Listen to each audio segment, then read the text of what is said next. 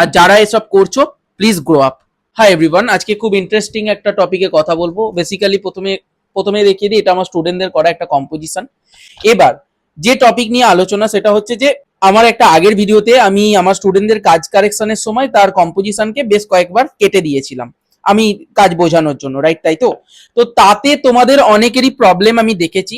দেখো, আমি একটা কাজ কারেকশন বা একটা কাজ বোঝাতে একটা স্টুডেন্টকে যদি তার কাজ আমাকে ছিঁড়তে হয় অথবা তার কাজ আমায় যদি কেটে দিয়ে তাকে যদি বোঝাতে হয়, তাহলে অবশ্যই আমি সেটা করব। কারণ তার কাজ নষ্টের চেয়েও তার কাজ বোঝাটা আগে প্রয়োজন। সবের প্রথমে তার কাজের ফল্ট কোথায় হচ্ছে, তার কাজের প্রবলেম কোথায় রয়েছে, এই জায়গাটা সে যদি আইডেন্টিফাই না করতে পারে, আগেই যদি সে ফাইনাল কাজ বা কাজ সৌন্দর্য বা কাজটা আমার নষ্ট করে দিলে এই জায়গাগুলোতে বেশি ফোকাস করে, তাহলে আমার মনে হয় সে এগোতে পারবে না, যেহেতু সে প্র্যাকটিসিং এ আছে। হয় এই কারণে তার আগে ফোকাস করা উচিত তার স্কিল ডেভেলপমেন্ট নিয়ে।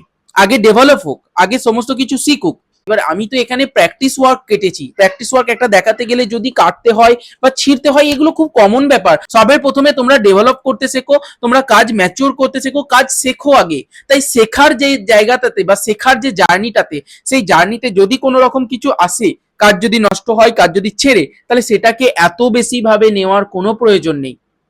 আর যারা এসব করছো প্লিজ গ্রো আপ।